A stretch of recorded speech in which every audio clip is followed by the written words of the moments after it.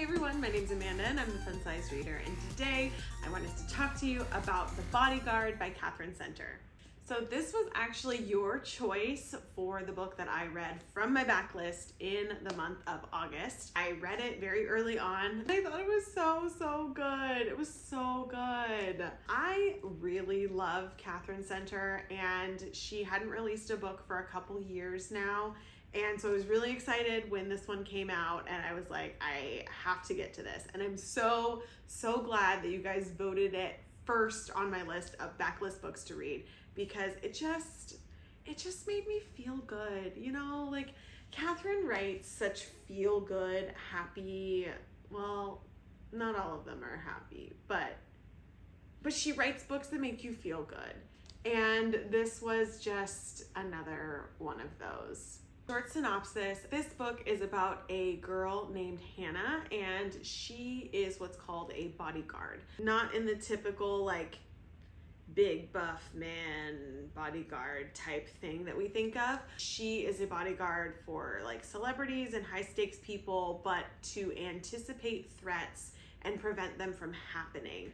And so like that's what she does. When we start off the book with her, we find that her mother has just passed away. She's like taken off assignment, her boyfriend breaks up with her, like a whole slew of events are happening to her in her life.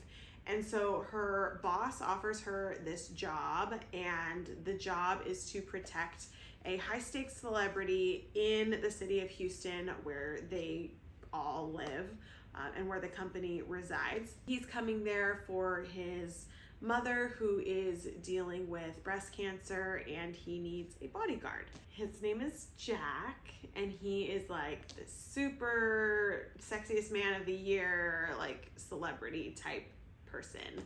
And she has to guard him, but the fun part about this is that they get invited to stay with his family for like a month, and so she has to pretend like she's dating him in order for them not to get stressed out about him needing a bodyguard. So this has like so many tropes, you guys, so many tropes. So there's like the protection trope, even though it's reversed, which is kind of new and fun and fresh. So I really liked that. Fake dating trope, the like celebrity and the normal person trope. Just like, oh, it was so good. It was so good. It was so good. So let's just jump right into star rating on this one. Okay.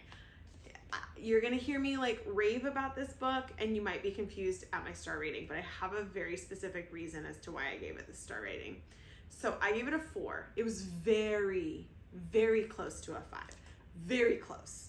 But I gave it 4 stars because there are other books of hers that I read that I was like automatic 5 stars, and this one was just slightly below that for me. There was one specific scene that made it tip over the edge of that really high 4-star versus like low 5-star. And I'll talk about that scene in a second, because I'm not trying to ruin it. Spice rating on this one. So Katherine writes fairly clean romances.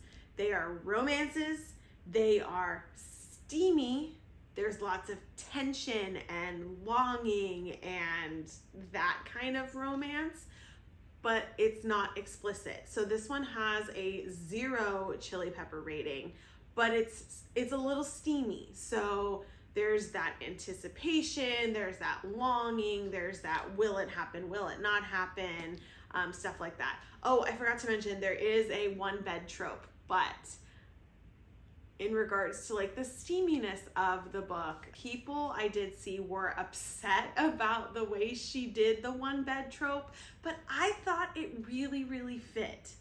I thought it fit with the story, it fit with the way everything was going, it fit with the characters, like it was there, it made you giggle. Like I didn't dislike it the way I've seen some people say it was terrible. So I don't know, I liked it. But yeah, this is not a spicy book, it is a steamy book. She writes clean romances, and we know and love that about Katherine. I've already told you guys that I really liked this book.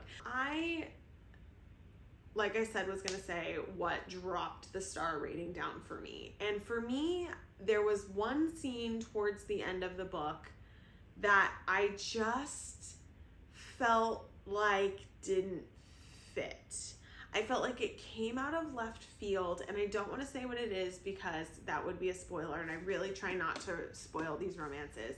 But I just felt like it was a little out of left field and a little, I don't want to say rushed, but kind of like tied up too easily.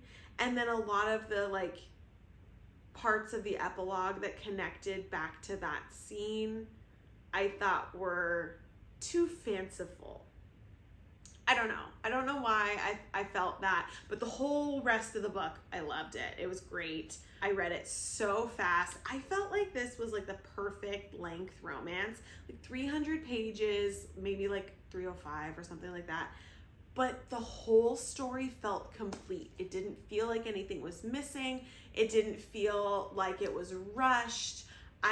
You got a complete story, even though it wasn't a very long book. So I really, really highly recommend The Bodyguard by Katherine. I loved the characters. I loved Jack. I thought he was so great. I was trying to like figure out what celebrity I wanted to picture him as, because I don't think that this person does him justice. Like I'm not a super fan of this artwork. So I was like trying to picture what celebrity I wanted him to be, and I felt like he was kind of a mix between a lot of like the stereotypical very attractive male celebrities that are out in the world right now.